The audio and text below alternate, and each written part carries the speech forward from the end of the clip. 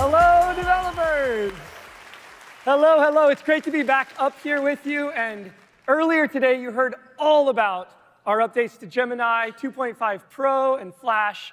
And we talked about how we're turning research into reality, like how we brought 2.5 Pro to our coding agent, Jules, which I understand is having a lot of demand, and our TPUs are hot right now. That idea of bringing innovation to life is something we explore every day in Google Labs. And that's our dedicated space to try stuff out. So today we wanted to try something different with the show here and bring that same spirit so you can build with Gemini across Android and the web and beyond. So here's how this is going to work for this new format. We're going to try to do as many demos as we can in 59 minutes, OK? All right. So there's only two things you have to do as an audience. If it works, the demo works, what are you going to do? Applaud. Yeah, hands up, that works too. If it doesn't work for some reason, what are you going to do? Applaud. OK. All right, I'm going to jump right in. I'll do the first one. And over in Labs, we love to build with Gemini 2.5 Flash. Does anyone use the Flash model out there? All right, a few people, good. It's great. It's insanely fast. It has a great price. We use it for a lot of our prototyping. And one of the things we want to show you today is how we're blending code and design. So you can go from a prompt to an interface to code in just a minute or so.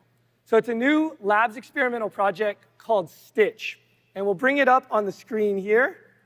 And first thing is first, did anyone come to I/O for the first time? Maybe your first time in California, too? All right, great. We're going to build an app for you. So here it is. This is Stitch. It starts with design first. So you can go into it and just paste in a prompt, like make me an app for discovering California, the activities, the getaways. And basically, you can just click Generate Design. And it's going to go out and start making a design for you. And so I've done this just before. It takes about a minute or so, but just to save time and get more demos in an hour here, these are some of the screens it comes back with. Now, these are not just static screenshots. These are actual designs. And what's cool is you can either iterate here on the left and iterate and create new designs, or you can go in here and do things like make it dark mode, lime green, max radius. And it'll apply it and start working in the background.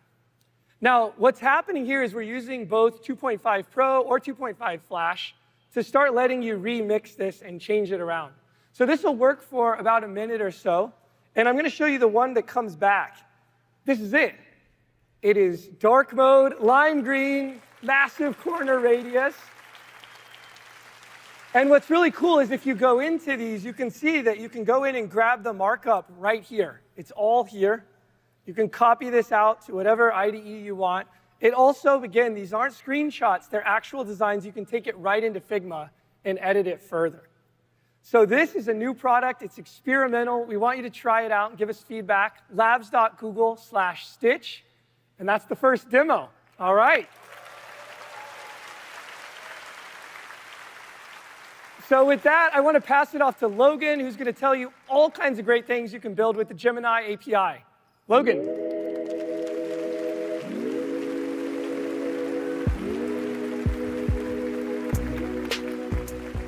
Thanks, Josh. I'm excited to be at I/O today to show you some of the cool things we just shipped this morning.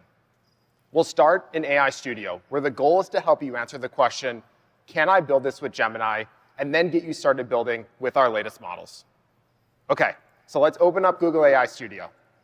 I've been wanting to build a bunch of AI voice agents, but I've been a little busy. No better time than now to try prototyping. Earlier, you saw how Project Astra can make AI feel natural, and a lot of those capabilities are now available today in the Live API. So let's select the new 2.5 Flash native audio model. We've also added more controls like proactive audio. The model is now better at ignoring stray sounds or voices, perfect for the I/O stage. It also natively supports 24 languages, and we've added new controls for managing your session context, which you can see on the right-hand side here. But in order to build an agent like Astra, the model needs to be able to use tools. So we've added improvements to function calling and search counting. We're also introducing a new tool we're calling URL context.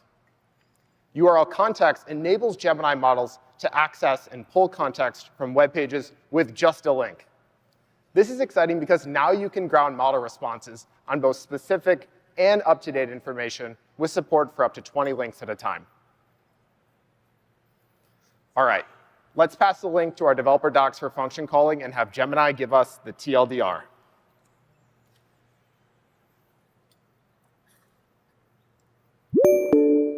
Google's function calling lets you connect Gemini models to external tools and APIs, allowing them to understand when to use specific functions and provide the necessary parameters to execute real-world actions, acting as a bridge.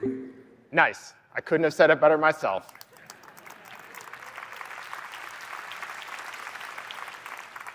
This is just a small glimpse into what we've landed today in the Live API, and we're super excited to see what you build. All right. Let's shift gears now and show you another way we're making it easier for you to build with Gemini. As you heard from Tulsi earlier today, Gemini 2.5 Pro is awesome at coding. We've seen the ecosystem loving 2.5 Pro, so it's only logical that we bring it into AI Studio's native code editor. Let's kick off an example of what this new experience is like using one of the preset prompts. This new experience is tightly optimized with our SDK, so you can quickly generate web applications that use the Gemini API, like this AI-powered adventure game that uses both Gemini and Imagine. As you see here, the model is reasoning about the request and composing a spec for the app. It's then going to generate the code and will actually self-correct if there's any errors. This is going to take a few minutes, so we'll jump over to another tab I ran to show the final output. That looks awesome. This is a great way to iterate quickly with the Gemini API, and you can easily make code changes right here. The whole experience is built to be multi-turn and iterative, so you can keep refining your idea with prompts over on the left-hand side. All right, we've got time for one more update that I'm excited to talk about, which is around MCP. Today, we're rolling out an update to the Google GenAI SDK to natively support MCP definitions.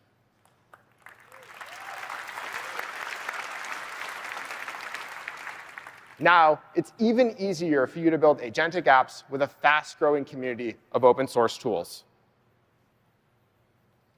To showcase this, we've added a new app using Google Maps and MCP. Let's welcome Paige to the stage to start building on it.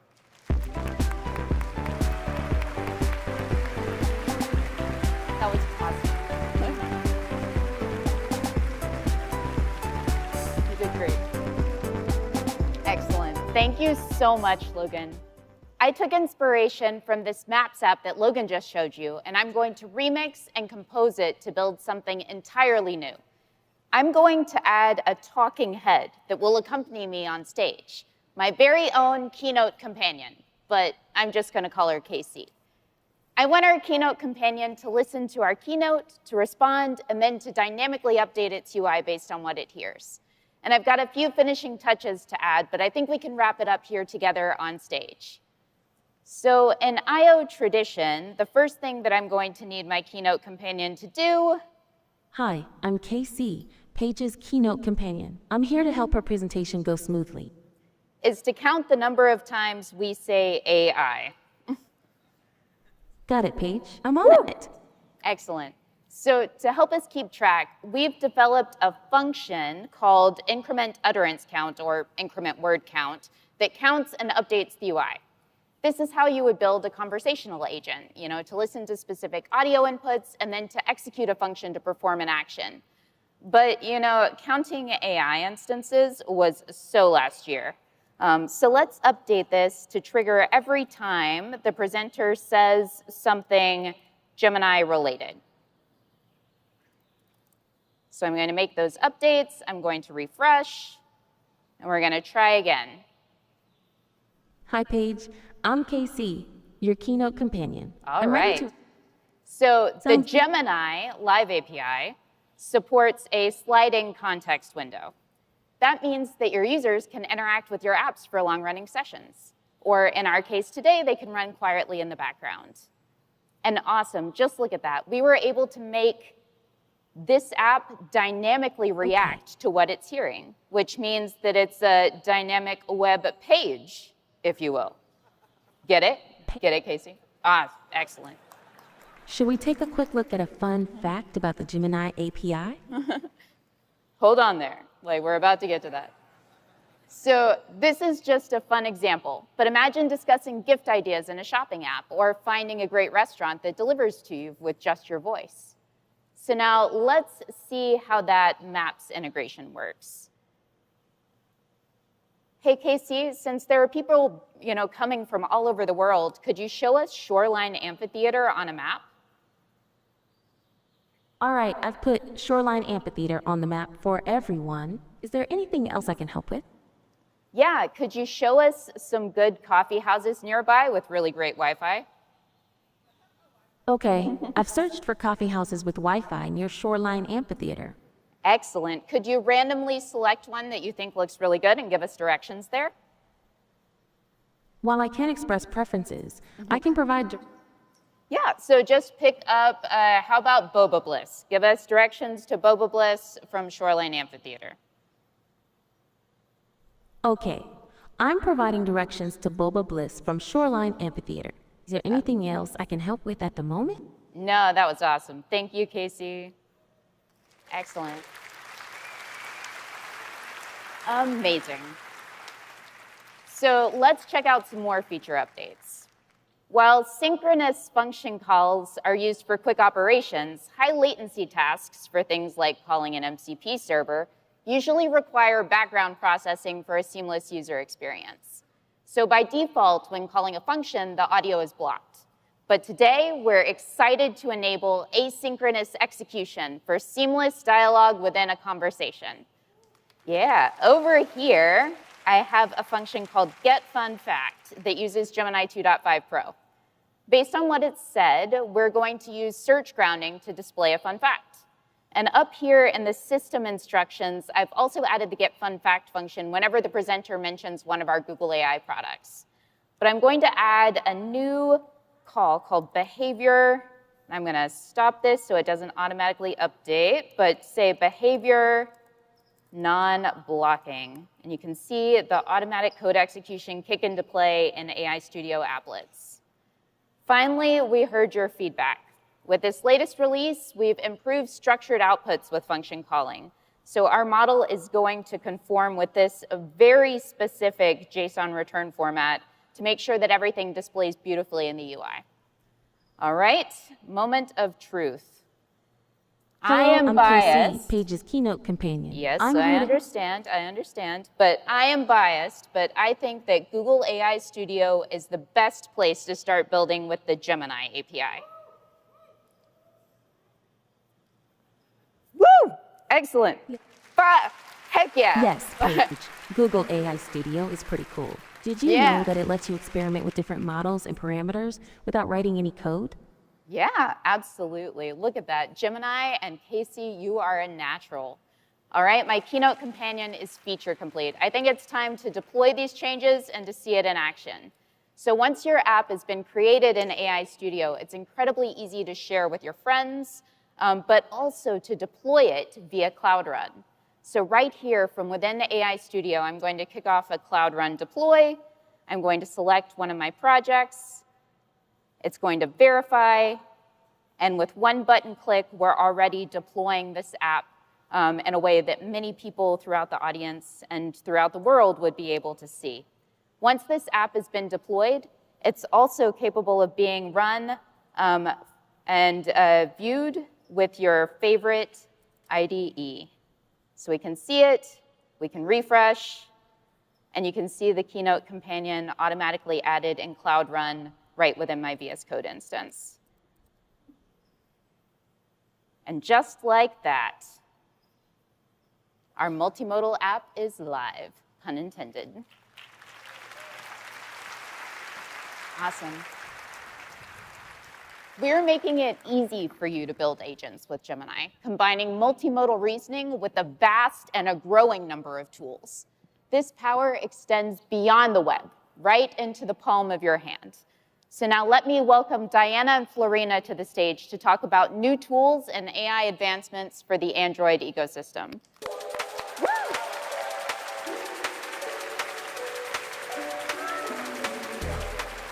You've just heard about the incredible possibilities that AI brings.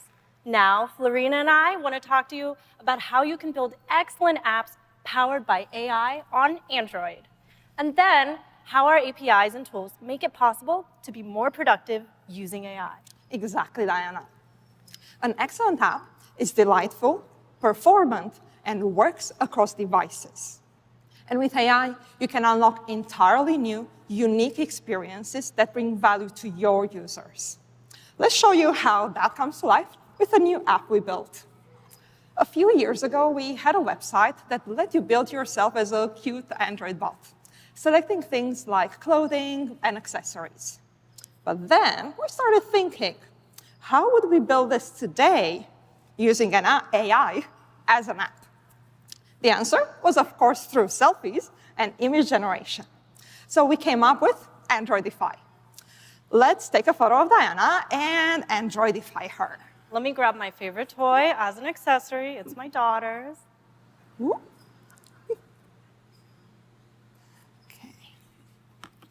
So while Androidify is Androidifying, let's see what's happening under the hood. So the core of the app relies on two key AI-powered steps: getting a description of the person in the photo, and then creating an Android robot out of the description. Without AI, creating this experience would be nearly impossible. And to implement this, we used AI models running in the cloud via Firebase. To get the description of the image, we took advantage of the fact that Gemini models are multimodal, so they can use text and also images, videos, and audio as input. So all we had to do is call generate content with a text prompt and the image the user provided, so the image of Diana. Then, to generate the Android robot based on the image description, we use the Imagine 3 model. We call generate image, and that's it. How easy was this? Okay, are you ready to see this? I think so. Ta-da! Oh, that's so cute. Androidy with Android. You did all of this with what? AI and 5 lines of code? That's so cool. The Androidify sample app is already available on GitHub for you to check it out.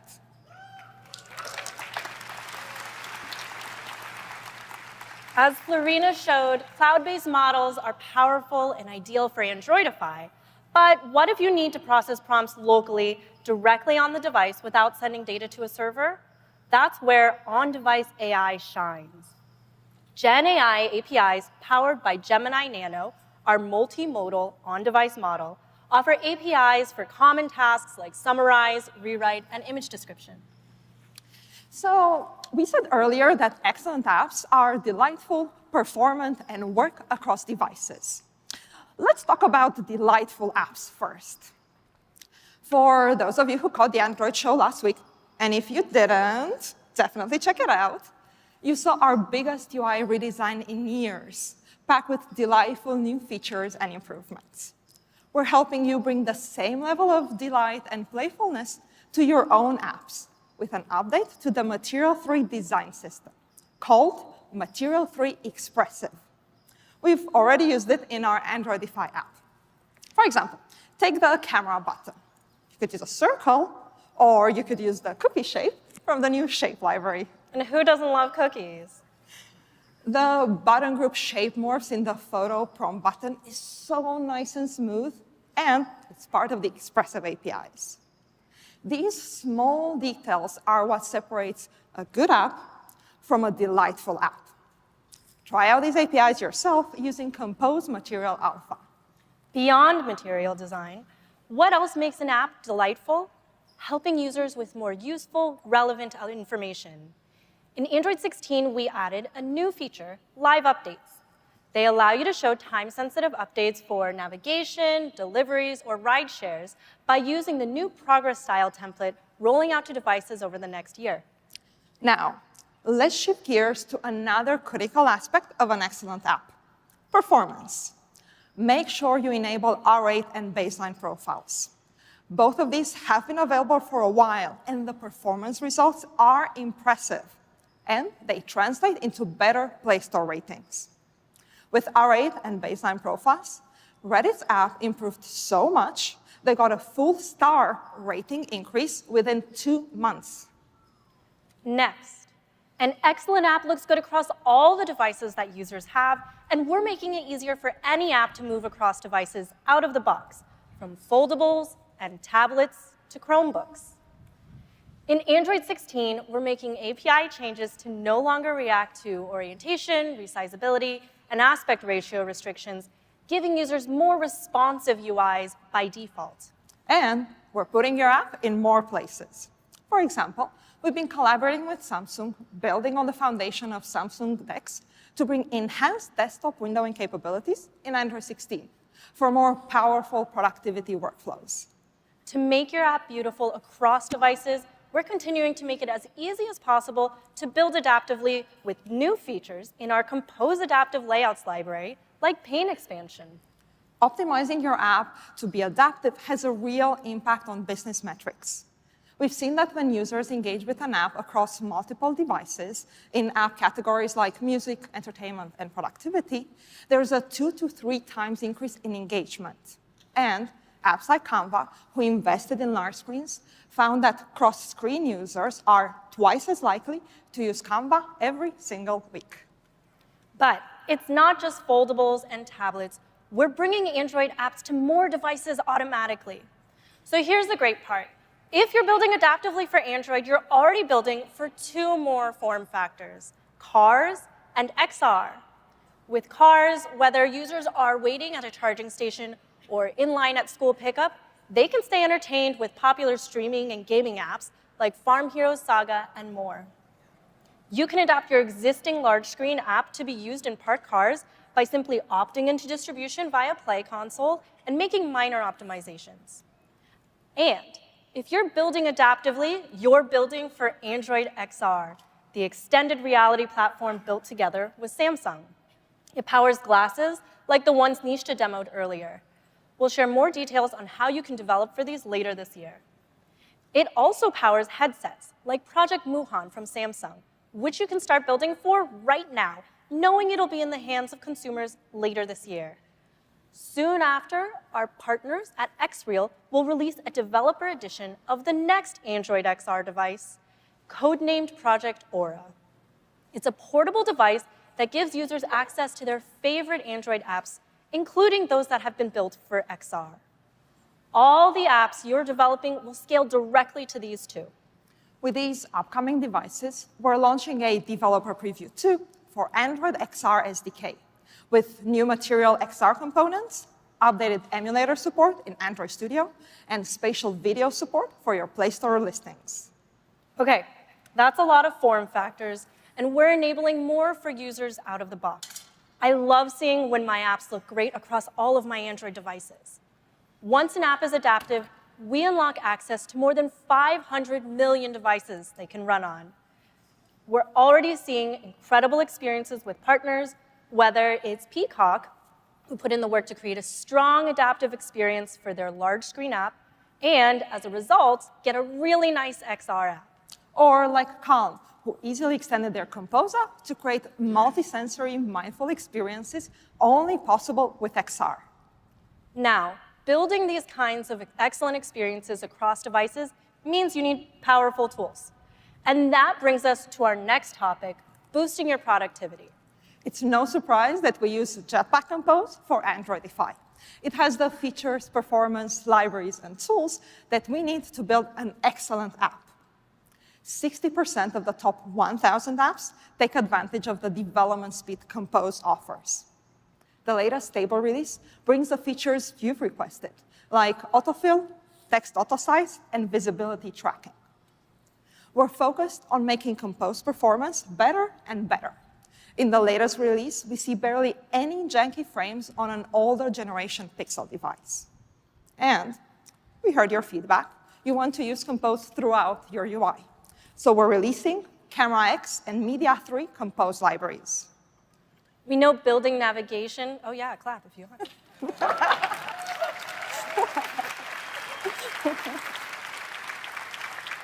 We know building navigation for apps across different devices and screen sizes can be complicated, so we rebuilt the Jetpack Compose navigation library from the ground up. Our goal was to make it simpler, more intuitive, and incredibly powerful for managing screens in a stack, retaining state, enabling seamless animations, and adaptive layouts. When we think about productivity, it's not just about writing code faster.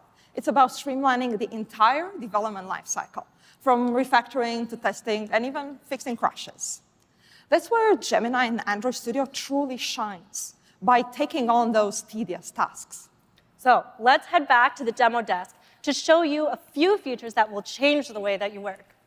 So we all know the benefits of writing end-to-end tests. You get to test large parts of your app at the same time. But we also know that these are the ones we avoid doing the most because they tend to be hard to implement. You can now use natural language to perform actions and make assertions with Gemini and Android Studio. So let's bring together some of the Androidify features we've shown so far and test them. The files here are journeys, like user journeys. Let's run one of them. So if you read the first two actions, they're just clicking on certain buttons with different text on them. So click on Let's Go, tap on Choose Photo. The journey is waiting until the actions are done before moving to the next action. So you don't have to synchronize these tests anymore. Then the third one is a bit more interesting. Select a photo of a woman with a pink dress. This is where natural language is a lot more powerful. So this could be the third photo, like here, or it could be the first one. So it would be hard to find with a regular command. Also, the UI you just saw is the platform's photo picker, and it can change from version to version of Android. The last action was just verifying that an Android figurine with an umbrella is displayed. And yeah, and that's it. The test passed. Well, that was so easy, even a PM like me could do it. Oh, so you're volunteering. Let's change topics. How about updating dependencies to the latest versions? I know that's another task that developers love doing. So it's definitely something I avoid doing because it's a tedious task. Although I know, we get the benefits of features and bug fixes that come with the latest libraries. Now, Gemini can help with this too. So let's demo a new AI agent coming soon in Android Studio to help with version updates. I have a project loaded here that, well, I haven't really touched it in a year. So this was actually before even Kotlin 2.0. There's a new option in the refactor menu called Update Dependencies. So what the bot has just done here is analyze the different modules in the app and checked what library updates we can apply. Next, the agent is trying to build a project and then use Gemini to figure out how to fix the problems. Then it's going to iterate until the build is successful. Let's give it a second and then see how it behaves. OK, so it found an issue. OK, the build succeeded. It's generating the upgrade summary. Let's see if we get to see the changes. OK, I'm going to click Show Changes. I'm going to minimize these just to have a bit more space. So the libraries have been updated to the latest version. In the plugins, we're using the new Compose compiler, Compose plugin compiler. The compile SDK is now 36.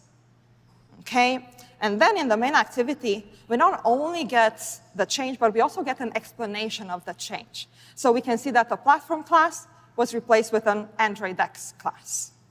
Same here. So the build is successful, so we're done. Nice.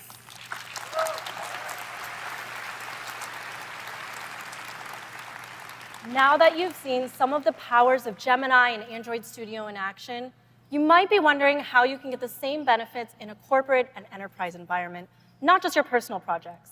So today, once you subscribe to Gemini Code Assist, you'll have access to Gemini and Android Studio for businesses. It's specifically designed to meet the privacy, security, and management needs of businesses with the same Gemini and Android Studio that you're used to. As you've seen today, across all of Android, we're making it easier for you to build the best experiences, creating apps that are delightful, performant, and adaptive across devices. And we're helping you be more productive with Compose and Android Studio. So check out the Androidify app to see how this all comes together, use the latest versions of our APIs and tools, and go build the next generation of Android apps. Now, let's hear from Yuna and Adi about how you can go build the next generation of web apps.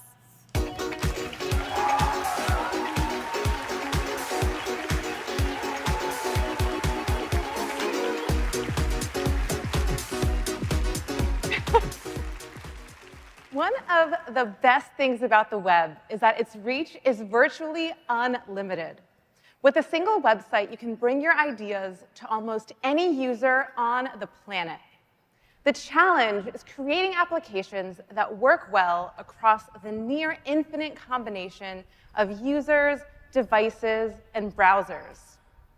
Today, I want to introduce you to a slew of powerful new features in Chrome that will help you do just that. With these features, you can build better UI, debug your sites more easily with dev tools, and create AI features more quickly and cost-effectively with Gemini Nano in Chrome. All of these with the goal of creating a more powerful web made easier.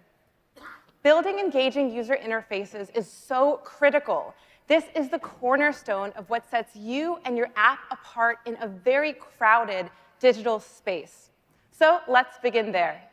We've been hard at work fixing core issues and expanding capabilities by leveraging HTML and CSS, the web's native building blocks.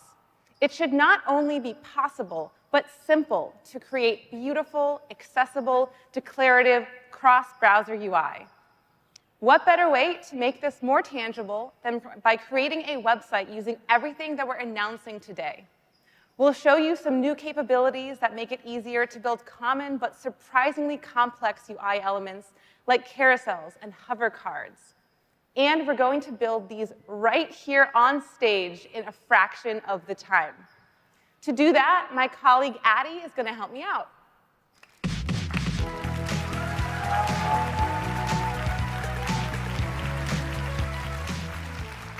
Thanks, Yuna. So here we have this work-in-progress virtual theater site built in React. Watch as we transform it into a rich, delightful experience, starting with turning these posters into a carousel. Now, there's a lot to juggle. Transitions, state management, DOM manipulation, performance. And after all that effort, it's still buggy in edge cases. Now, with Chrome 135, we've combined a few new powerful CSS primitives to make building carousels and other types of off-screen UI dramatically easier. Watch how you can build this in just minutes with only a few lines of code. So I'm going to head over to my editor, and I'm going to show you this carousel class. So here, I'm positioning the items, setting overflow, and requiring snapping at the center for each item. So we're just going to save this. We're using our carousel class on our poster list. And we're making some progress here. It's looking like a carousel. Great stuff. Now let's add some navigation affordances for the off-screen items. So I've got a class here. I've got a controls class. Let me just add that as well to that poster list and show you that. OK, so we've got some buttons using this controls class. And I want to show you the code for this. So here you can see that those buttons were created using scroll button pseudo elements. And this is what the code looks like. We've got a scroll button right and a scroll button left. Now we've styled these with the content property. Here's the content property down here.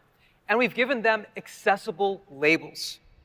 Can we navigate through this carousel a little bit faster? I've seen a lot of them have those little navigation dots on the bottom. Yes, we can do that.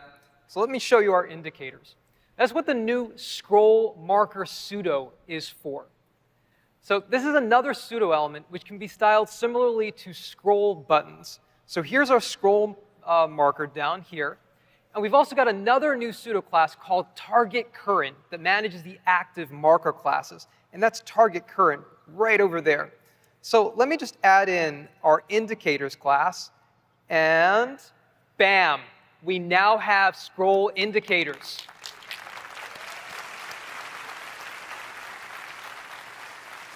One early adopter of this new CSS-based method of building carousels is Pinterest.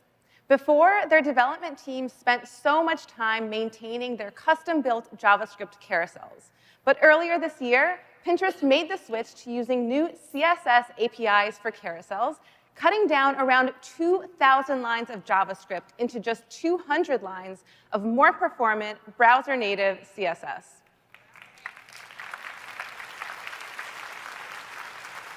That whopping 90% reduction in code improved overall performance, and it also noticeably improved product pin load times by 15%, which is a huge quality of life improvement for their users like me.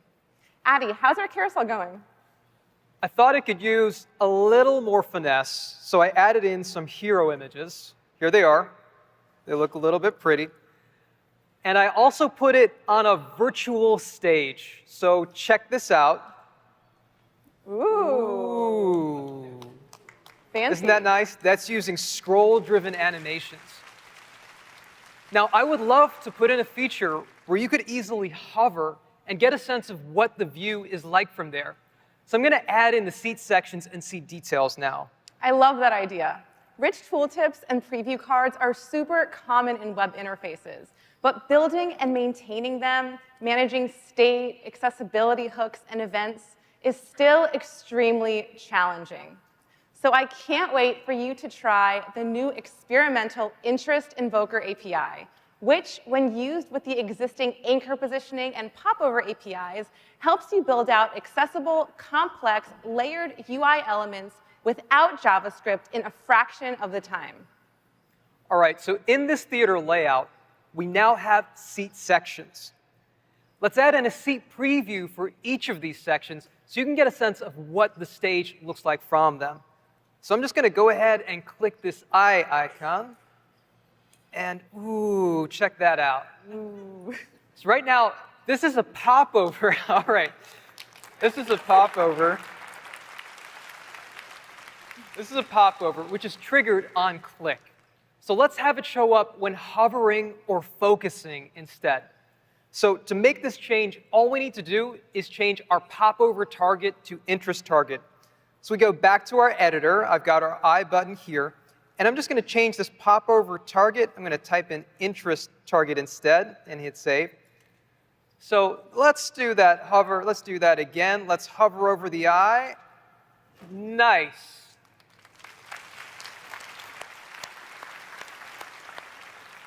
So here, the browser is handling the state management, event listeners, ARIA labeling, and a lot more for you, making this complex interaction a breeze. Building something like this was so hard to get right, and I can't believe how easy it is now.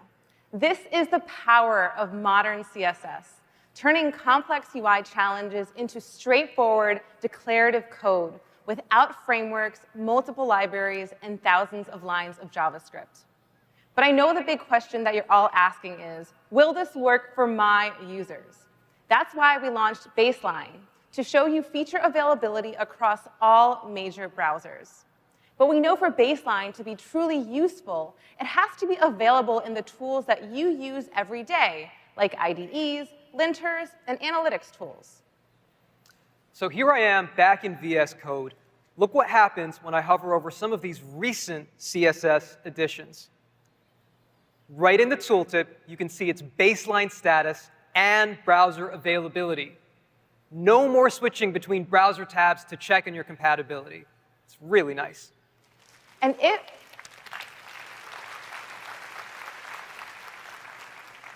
if these aren't your tools of choice, don't worry. ESLint can now be configured to warn you about anything that doesn't match your targeted baseline version for HTML and CSS files. This integration is also coming soon to VS Code-based IDEs and JetBrains WebStorm. Shall we get back to building our website, Addy? Perfect timing. So I've made quite some progress. Come on, take a look. Is that Find My Seat button new? It's not centered. Can we fix it? Yeah, we can. So sure. This is actually a perfect opportunity to showcase some of our new AI features in Chrome DevTools. So let's take a closer look. I'm going to open up DevTools, and I'm just going to select the element that we're having some issues with, that Find My Seat. Now, if I right-click, and I go to Ask AI, check this out. This is something new. This is AI assistance that is baked in to the panel. Now, I'm just going to actually switch over right to here to show you this. One moment.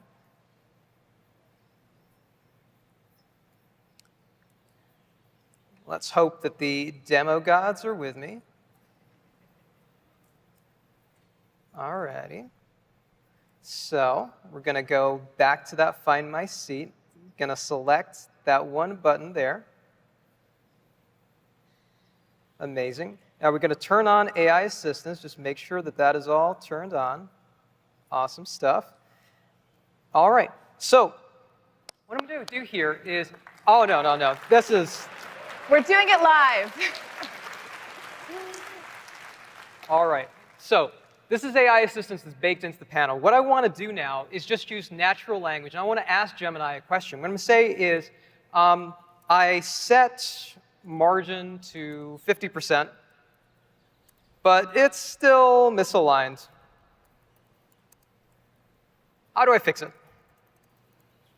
So notice that I'm just using natural language. No complex queries. I'm just asking in plain language. And it seems to have come back with a solution in mind. So let's see what it does when it's applied CSS rules for the margin. OK, I think that what I need to do here is actually apply a transform fix. So let's see what it says.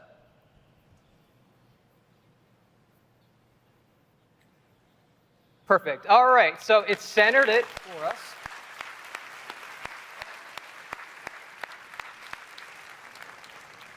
And now normally I'd copy this fix, I'd switch back to my editor, I'd find the right file, locate the right spot in the code, you know the usual drill.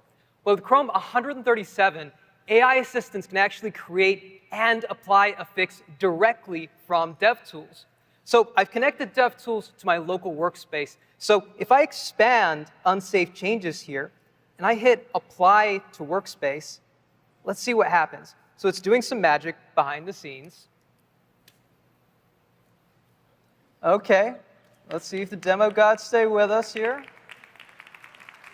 All right. This usually works. OK. A fix should be applied directly to my source code. So ideally, there's no context switching, no copy-paste errors. We just get immediate results. Now, Addy, speaking of fixes, why don't we show everybody the completely redesigned performance panel? Yes, let me pull that right up. So here, I've collected a quick performance trace. We're actually going to switch over to the other one. So here, I've collected a quick performance trace. And in the Performance Insight sidebar, I can see a layout shift culprit. So let's figure out why this comes up. So we've got our layout shift culprit here, and we've got our Ask AI button. So you see this? This is a game changer. I'm just going to select this layout shift insight, and I'm going to ask Gemini. OK, fine. I need to actually switch over to here. So let me go back to Ask AI, turn this on. Perfect stuff. And what I'm going to do is I'm going to ask Gemini, how can I prevent layout shifts on this page? So we're just going to go ahead, have Gemini do its stuff, and it's come back with a response. So with the current web font, there's actually a lot of layout shift. And this is already useful as it gives me a clear direction of what to do next. This is what I love about these new Chrome DevTools features. They don't just highlight problems. They help you understand and fix them without leaving your workflow. AI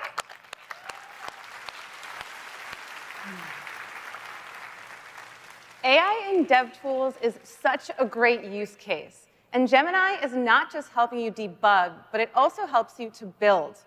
Last year, we announced Gemini Nano in Chrome and invited you to help shape the future of AI on the web. Since then, nearly 17,000 of you signed up for the early preview program, and we learned so much from you. Starting today, we're rolling out 7 AI APIs across various stages of availability. Backed by our best on-device models, from Gemini Nano to Google Translate, these APIs in Chrome have been fine-tuned for the web. We're also working with other browsers to offer these same APIs backed by their own AI models so that you can use them everywhere. With Gemini Nano and our built-in APIs, the data never leaves the device. That's huge for schools, governments, and enterprises with strict compliance and data privacy rules. And it also means that you can affordably scale AI features to a massive audience. So many of you, yeah, that's exciting.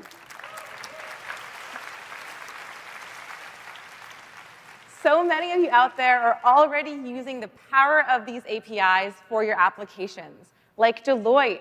They're experimenting with an integration of Chrome's built-in AI APIs right into the Deloitte engineering platform to improve onboarding and navigation.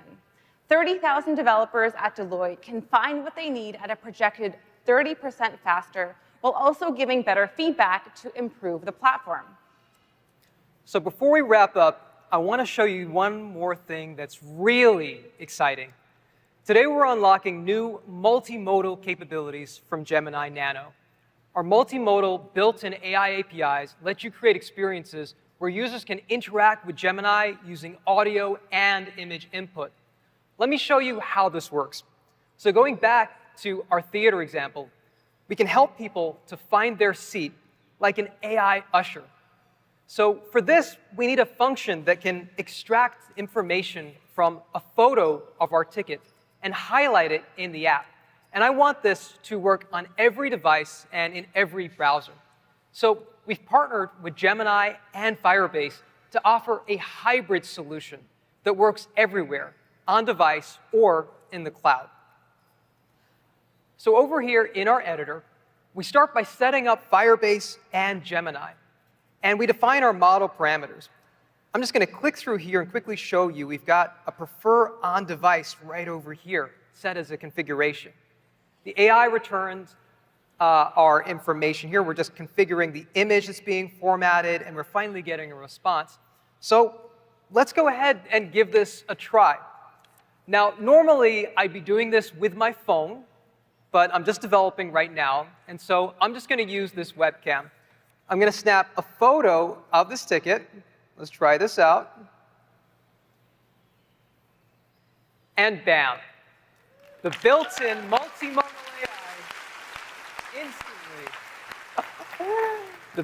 multimodal AI instantly located my seat section in the theater. It's awesome. You don't have to wait to get your hands on these new tools. Many of these APIs are broadly available, and you can sign up for the early preview program today to start experimenting with these new multimodal AI and hybrid solutions.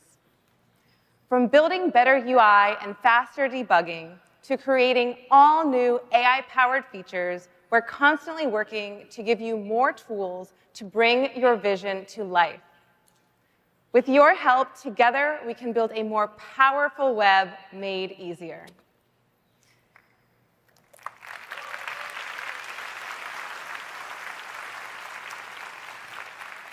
And now let's check out how Firebase Studio is making it even easier to spin up a full stack app. Take it away, David.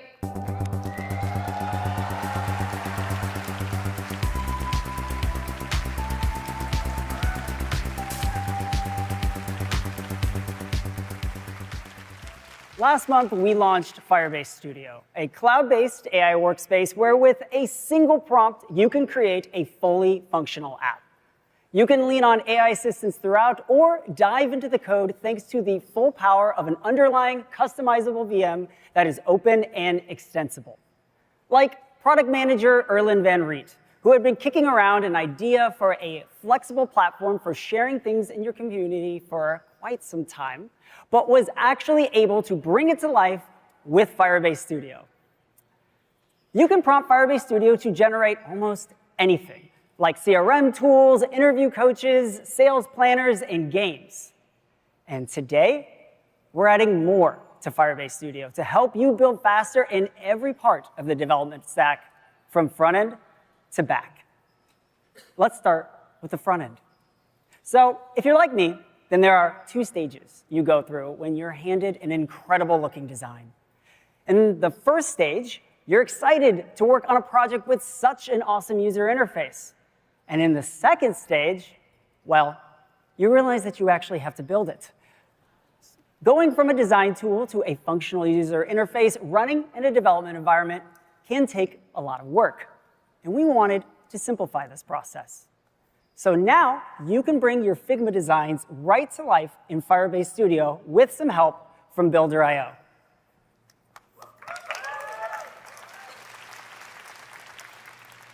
Now when you're in Figma, you can install the Builder.io plugin, click to export to Firebase Studio, and it translates all the component code and opens up a window with Firebase Studio for you to kickstart your development process.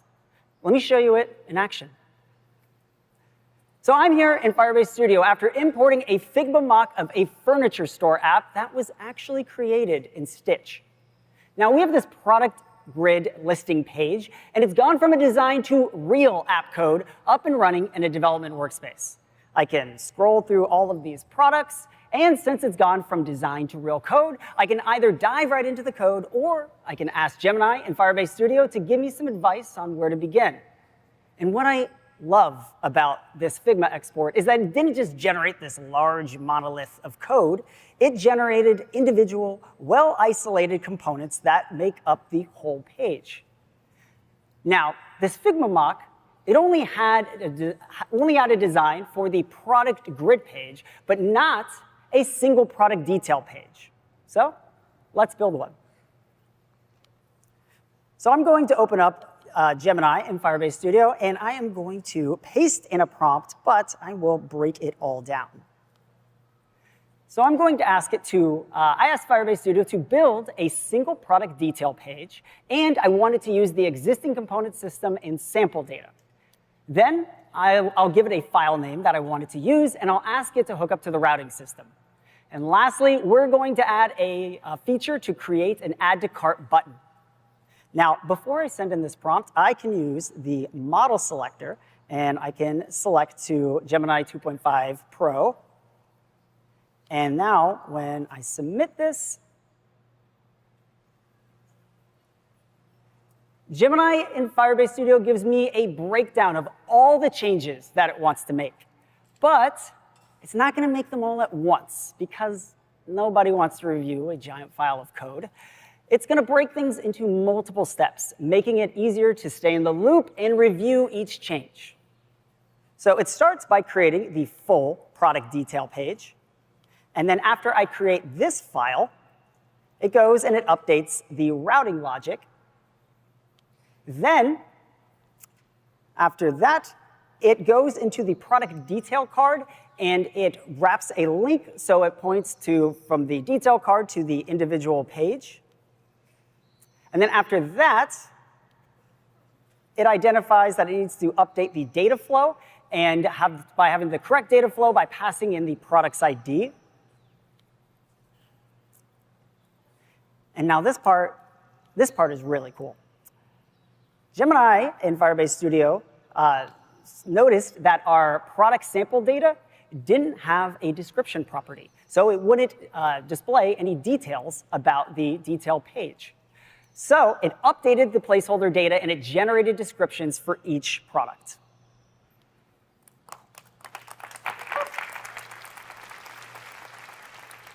And lastly, it generates the Add to Cart button.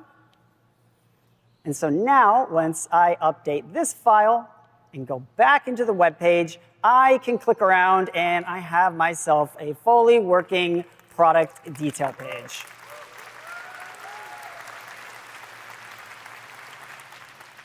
So all of this was done in just a few minutes with a single import and a single prompt. So the front end, it brings the user experience to life.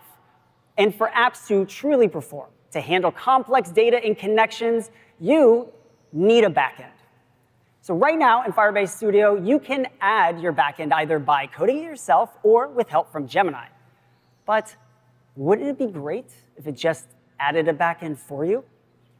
So normally, when you're prototyping apps in Firebase Studio, we generate an app blueprint that details some of the most important characteristics of the app, such as features and a style guide. Well, rolling out starting today, we're adding a backend section to the app blueprint.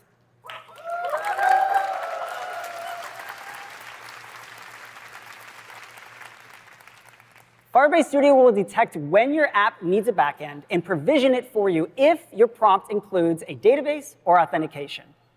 So from this blueprint, Firebase Studio will set up the configuration for the backend services, and then it will also generate code to authenticate users and save data to a database. And when you're ready to publish, Firebase Studio will provision those backend services and deploy to Firebase App Hosting. So you can still jump into the coding workspace and extend your apps with any backend if you prefer a different stack or if your needs change as your app grows. These features are starting to roll out today, and we're rapidly adding new capabilities to Firebase Studio based on your feedback. So try it out now.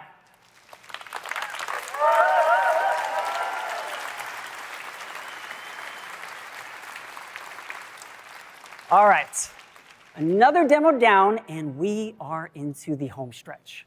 Next, if you want to start tuning your models, your own AI models, here's Gus to tell you all about what's new with Gemma.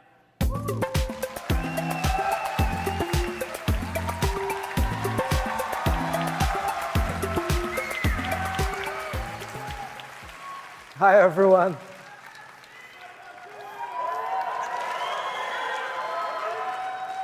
I'm very happy to be here, too. Thank you very much. Today has been all about making it easier for you to build great things with Gemini. But sometimes, you really want to fine-tune your own model. Like when you want AI to help you understand sensitive data, learn the details of your business, or even run offline. And that's why we released Gemma, our family of open models. With Gemma Open Models, we're bringing the magical AI experiences instantly and privately to our users' hands. A couple of months ago, we launched Gemma 3, state-of-the-art open models capable of running on a single cloud or desktop accelerator. But we kept cooking, and today I'm thrilled to announce Gemma 3N, a model that can now run on as little as 2 gigabytes of RAM. Here. Gemma 3N shares the same architecture as Gemini Nano and is engineered for incredible performance. It's much faster and leaner on mobile hardware compared to Gemma 3. We've also added audio understanding, making it truly multimodal. We are sharing Gemma 3N in preview today. It starts on Google AI Studio and with Google AI Edge. And we're also bringing it to open source tools like Hugging Face, Ollama, and Unsloth, and the others, all in the coming weeks. The Gemma family is designed to be highly adaptable. And one domain where this openness and adaptability is showing incredible promise is healthcare. And today, I'm very excited to introduce MedGemma, our most capable collection of open models for multimodal medical text and image understanding. Yeah, there's a bunch of those. MedGemma works great across a range of medical image and text applications so that developers like you can adapt the model for their own health apps. For example, when you want to analyze radiology images or summarize patient information for physicians. And okay, I've talked a lot already. Let me show you something. Let me show you how easy it is to grab a Gemma model and build something completely unique for you. And so let me go here to a Google Colab. Nice. And what we are going to do is we will use Unsloth, which is a fantastic library for fine-tuning LLMs, like Gemma, for example, and it's much faster and uses less memory. And it runs great on NVIDIA GPUs that are on Google Colab's free tier. For this demo, I want to show you how easy it is to fine-tune. My daughter and I, we have a unique emoji language for texting. It would be great to create a personalized translator for us. For example, when we talk about our dog Luna, you know what? Let me show you something. This is Luna. Thank you.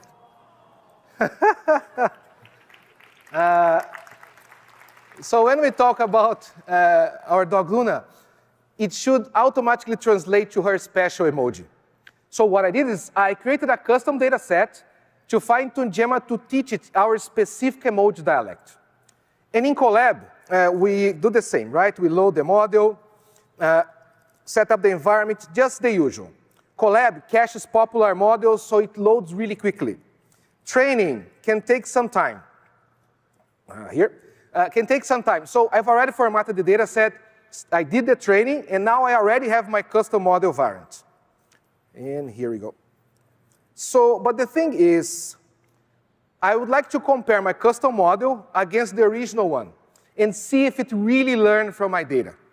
And to do that, I'm going to build a UI using the new AI first collab that we've just launched. It's an entirely new way to build faster. It's an agentic first experience that transforms coding into a dynamic conversation that helps you navigate complex tasks. So let me show it for you right here.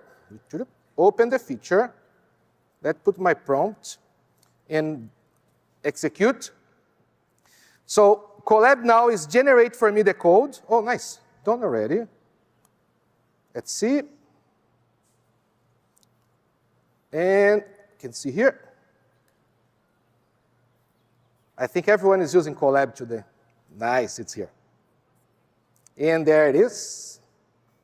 So just like that, Colab created this application for me. But the thing is, we should test this, right? Any suggestions for prompts? Anything? Oh, sure, I can do that.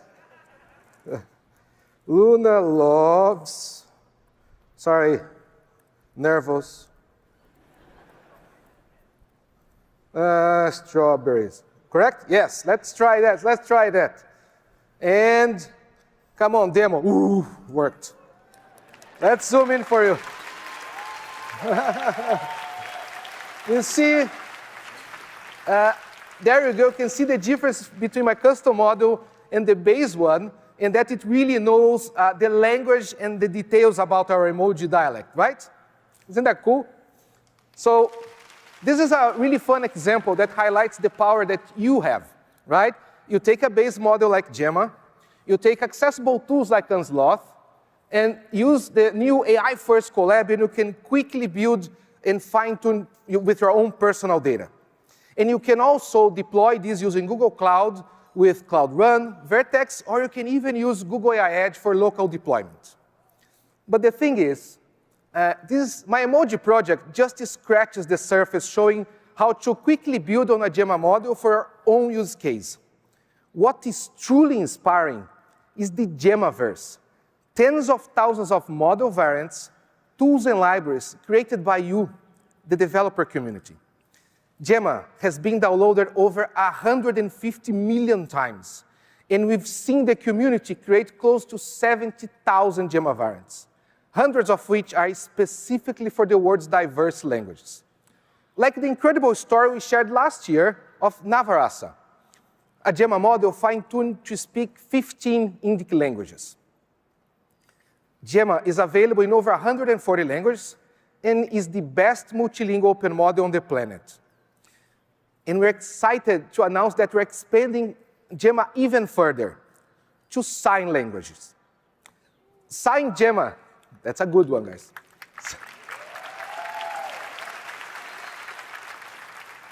Sign Gemma is a new family of models trained to translate sign language to spoken language text, but it's best at American Sign Language in English.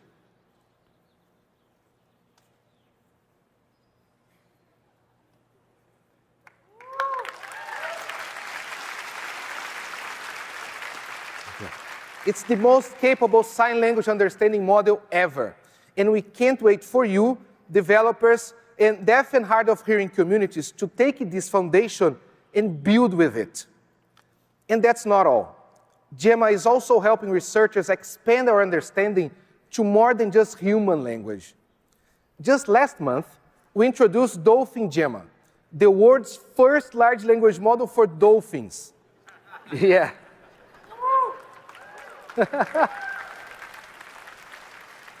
Working with the researchers at Georgia Tech and the Wild Dolphin Project, Dolphin Gemma was fine-tuned on data from decades of field research to help scientists better understand patterns in how dolphins communicate. Can you imagine going to vacation someday and being able to talk to a dolphin? Let's check on the progress. When I was 12 years old, I would page through the encyclopedia. I would stop on the whale and dolphin page, and I would go, I wonder what is going on in the minds of these animals. Language, to me, is the ultimate question about intelligence. The thing that we haven't been able to nail without a great tool. You know, how do you decipher another species? The main use of Dolphin Gemma is to eventually look at their natural language patterns and match it with the underwater video. That's how we really figure out their language if they had it. All right, beautiful day, woohoo! Imagine a world where you could talk to an animal. Dolphin Gemma is the first LLM for dolphins. We've leveraged over 40 years of Denise's vocalization research to create this large language model to generate new synthetic dolphin sounds. These sounds will help us to one day hopefully communicate with the dolphins. Dad shows up at my office one day, and he's wearing one of his many wearable computers. I'm like, ooh, this guy's like a techno man, right? I was like, well, I do wearable computers. This sounds like a summer project. We'll get this done for you. Here it is 15 years later. We've engineered this Chat Junior device to play our synthetic dolphin sounds underwater. Now let's see which one this one is. That is the signature whistle for Denise, so that whenever she's approaching the dolphin, she can introduce herself. So what they're doing is they're testing the distance at which the two chat boxes can efficiently recognize our synthetic sounds. Oh, there we go. All right. We want it to work close to 100% before we take it in with the dolphins. It's this dance between getting data and respecting their culture. You know, I'm not very seaworthy, so. You did great. The true breakthrough for me with Dolphin Gemma is that I can generate so many of these so quickly. I just scroll through here and do days worth of work in minutes. If we can use this open model, people would take advantage of Denise's 40 years worth of research and use it to model for their own purposes. Science is most exciting when you find something you're not expecting. You may discover something that you never even thought to look for. But that's the beauty. You don't know what's coming.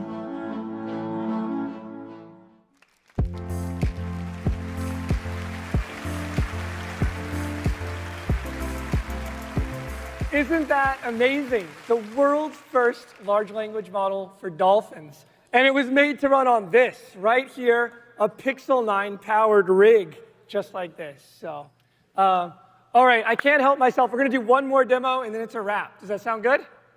All right. So does everyone remember the Keynote companion app that Paige built right here at the desk? Let's bring it back up on stage and let's just see what it thought. Hey, tell me, what did you think of today's announcements? Oh, I thought they were amazing. All the new features for developers are so exciting, especially the stuff with Gemini and the AI tools in Chrome. It's going to make it so much easier. What about my demo, the one I did? Your demo was Oh, it's a live demo. What? Seriously, see? What was some of advice you'd give people to build if you don't want to talk about my demo? I definitely recommend trying out the new AI features in Chrome DevTools. It looks like it's going to make debugging so much easier, especially with the AI assistants helping you fix issues directly. All right, can you maybe just close us? Bid a fond farewell to the crowd. What's on your mind? Absolutely. Thank you all so much for being here today. We've seen some incredible innovations, and I can't wait to see what amazing things you'll build with all the new tools. Have a fantastic rest of I/O. All right.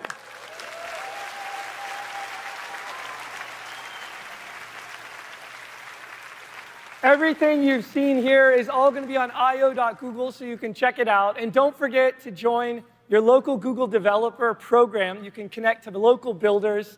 And I hope all of you enjoy the rest of I/O. We're excited to see how you're going to change the future of software development. Thanks again.